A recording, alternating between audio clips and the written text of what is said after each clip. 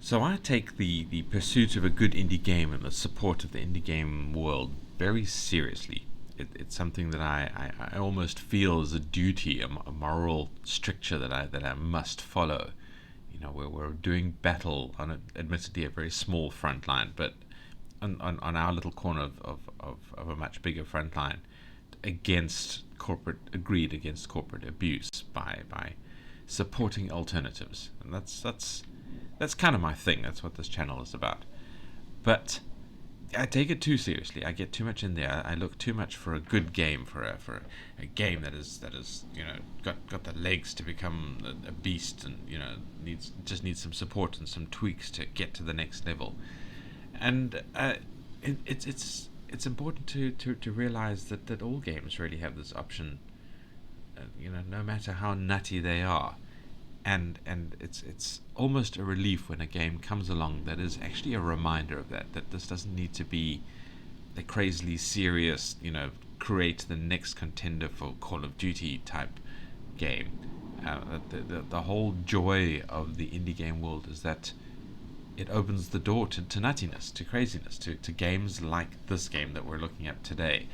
It's still a good game. It's still a really fun, enjoyable game to play, but it doesn't take itself too seriously, and that is where the real value, the real power of the indie game world lies.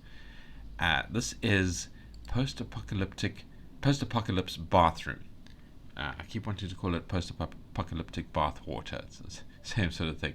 Post-apocalypse bathroom by Tsima, which I believe is a Japanese game developer. There's a lot of Japanese down here, but I didn't want to cover a game just for that sort of thing. I still want to find a good game, and I tried this one. I played it, and I really enjoyed it. So it's worked on Firefox, and we're going to play it here on Chrome. And yeah, let's just jump in and have a look at the gameplay.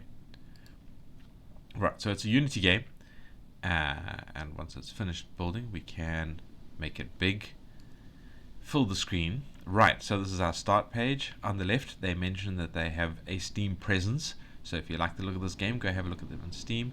There's a credits tab, which just some attributions for some other work. It doesn't credit themselves, which is a bit silly. On the right here, we can play it in Japanese or English. Now I'm going to play it in English because my Japanese is very much at the level of a tourist with a guidebook asking where the train station is. I have not progressed far beyond that. So the idea is that we are in the apocalypse, after the apocalypse, and we're desperately trying to survive, but our character has decided that what she really wants is a bath, which does seem like a very Japanese decision during the apocalypse. Let's click start and have a look at the entry. So we are Blue Head Girl, wearing a pot in our head, I suppose for apocalypse defense, and she says, "I'll run the bath." And what I believe is her younger sister says, "What? I don't know if these are supposed to be characters from a known anime. If I am missing that point, then great apologies. I am not too much into the anime / game character recognition world. So if these are established characters that our developer is riffing off of, many apologies for not recognizing it. Still, I think they are kawaii. Yes, ne. Right, so she's like, "What? I'll run the bath," she says in a louder voice. Wait, I can hear you. "I'll run the bath." Pausing doesn't make it any different. That's not what I mean, okay? It's a bit late to say, but water is extremely precious, you know. We're not even sure about tomorrow's drinking water. A bath? Yes, bath and joy. Making up words doesn't help your case. Your odd behavior isn't new, but today you're completely off the rails. Just wipe yourself with a damp towel. Bath and joy. Even if you read it backwards, bath and joy. You're not even reading it backwards. Come on, how are you going to get safe water? Squeeze. Even if you read it backwards, squeeze.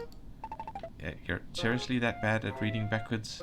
I think that's very much a Japanese joke that doesn't really translate terribly well to English, because you can swap the characters around, and that's quite a common thing in making Japanese cute and entertaining. So I think that's a joke that isn't translating too well into English, although it actually is, because the surrealism is really, really funny. So yeah, one of those nutty things from translations. I mean, how are you even going to squeeze it? Don't worry, I modified my hands, so she now has large mechanical hands. What? Okay, I'm going. Wait, and off we go. So the gameplay mechanic here is pretty much as you can see on the screen. We have to click and hold in the blue areas. We have to stop clicking and holding in the stripy areas, because what we want is water that is mostly clean and with very little poison in. And you know, we're at the post-apocalypse, so water is contaminated. So we can start. Where's my mouse cursor gone? There. We can start, and we get to pick what we want to squeeze. And these are obviously nutty and entertaining characters, possibly because they're assets, and possibly because they are just the kind of cuteness and insanity that you have in a Japanese style game like this. So we have Hyperdimensional being M, who is actually not that difficult to squeeze, but does have a lot of poison. We have a Wild Microwave, which has a pretty good juiciness score, a fairly worrying poison score, and a level 3 difficulty. And then we have a Cardboard Snail, which has the same stats. Let's just go for the middle one. Let's go for the Wild Microwave. And so we are shown the kind of the movement of the cursor and the shape of the squeezing terrain, which you'll see in a moment. This one actually looks pretty good, pretty easy. It's almost like a rhythm game, actually. So let's jump in and do some squeezing. So we go 3, 2, 1, squeeze, stop, squeeze, stop. Oh, we've got some poison there. Stop, squeeze, stop. I was stopping too early there. Yeah, so we got a little bit of, well, actually quite a bit of poison there. That was a bad clip that I did, but we managed to get 28 liters. We are trying to get 200 liters for the bath. And let's jump. Okay, and we have 7 tries to do it, essentially, to get our 200 liters. And yeah, every time, so we get a new thing to try and squeeze. That one's very difficult. Let's do a really difficult one, shall we? So as you can see, it's just moving. There are no pauses. We just have to, really rely on some very quick timing. 1, squeeze, stop, squeeze, squeeze, squeeze, squeeze, squeeze, squeeze, and squeeze. I think I got a horrible amount of poison there, but nice chunk of water. Sadly, we have not diluted our toxins very much. And that is the gameplay. That is what I am going to show you for now. Essentially, we keep going until we run out of all of our attempts to do it, and we end up with a bath with a certain percentage of poison in it, and we are given a rating in the classic Japanese game style. You know, we get a B, or a C, or whatever, and a funny comment from our sister about the prospect of bathing in the horrible looking water. And that's it. That is the gameplay I'm showing. So if you are just here for the gameplay, thank you for watching. Don't forget to like, comment, and subscribe. Definitely comment on this one, because I really want to hear what your thoughts are on games like this, and should I continue to cover them. I think yes, because I love this insanity. I love this madness. I think it's a really important thing. Let me escape out of this. Just see if I can scroll down a bit. I don't think there's too much information. There's just some screenshots. There's some QR codes for the App Store and Google Play. And yeah, this is just nothing too interesting there. It's a Unity game. That's all the information we have about it. So moving on to the critique. If you are leaving because you just want to see the gameplay, thank you for watching. See you in the next video. The critique. Well, okay, the UI is, I'm just going to reload this. The UI is very limited. We don't have any settings, any quality of life controls of any sort, other than the ability to switch between 2 languages, which is probably quite impressive. I think the English in the game was very, very good. So whoever did the translations, absolutely brilliant. Like I said, the joke didn't really translate that well from Japanese to English, because you can't just write a word backwards in English and expect people to understand it. But yeah, no, I like the joke. But other than that, of course, we have nothing in the UI that are any settings controls. So the ability to turn the music off and keep the rest of the game sounds is, I think, a very valuable quality of life control that I like to see in games, but it's not too necessary. The sounds are fine. They're a little staticky, I guess. There's just a squeezing sound. That manic music is entertaining and certainly hypes things up and increases the urgency and the action chaos of the game. So yeah, I think it's great. I think it's fine. The artwork is very interesting. I am not used to games with artwork like this. Let's see if we can jump in and have a look at some of it. Skip the intro. I mean, that's very cute. Obviously, the anime style artwork is adorable. The crazy big hands, the thing that we're squeezing, the way it looks when you squeeze it.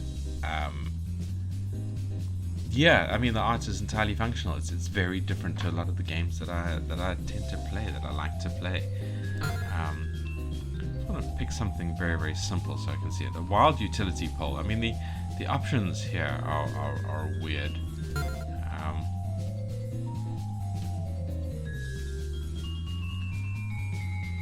Yeah, and I like the little sort of cursive movements and things like that. But we are squeezing utility pole. Obviously, you can't see too much stuff in the background while you're desperately trying to focus on the squeezing part. Let's have a go at this, shall we?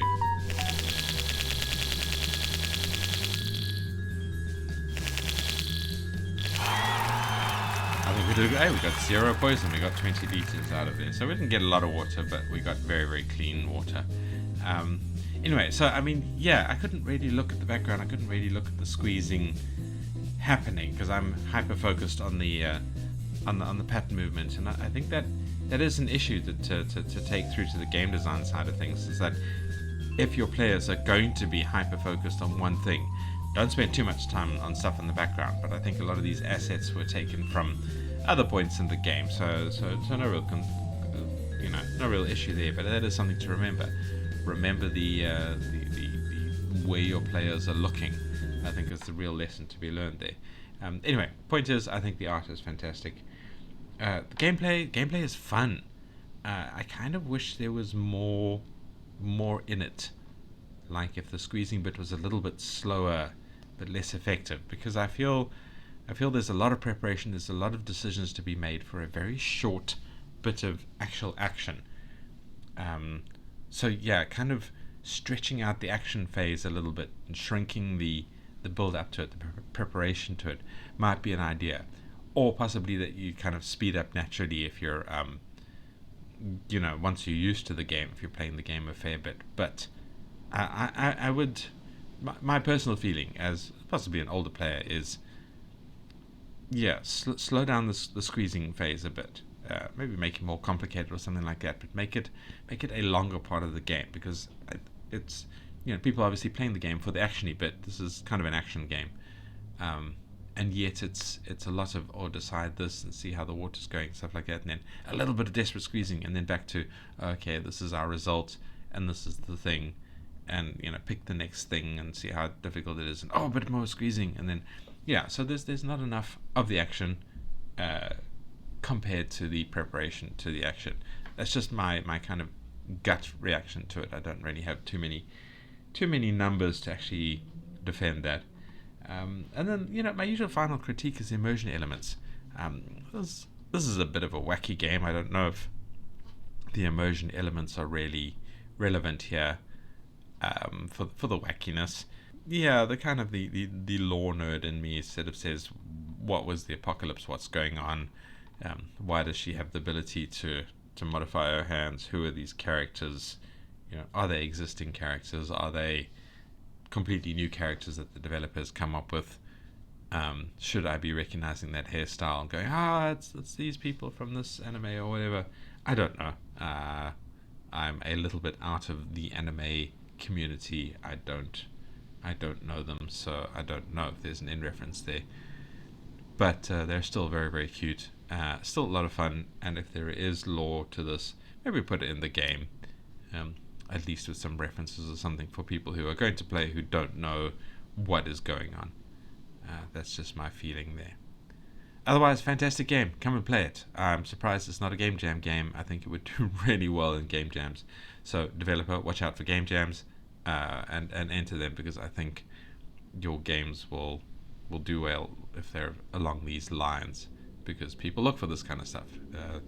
This is relaxing in a different way. It's relaxing just because it's cute and wild and fun, not because it's actually got chill music and chill gameplay. And that's important. It's important to have relaxing games. But I'm going to stop rambling. Thank you for watching. Thank you for listening to my slightly sketchy critique, because it feels like I'm stepping into slightly new territory.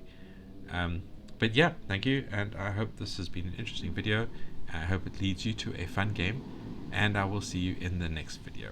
Goodbye.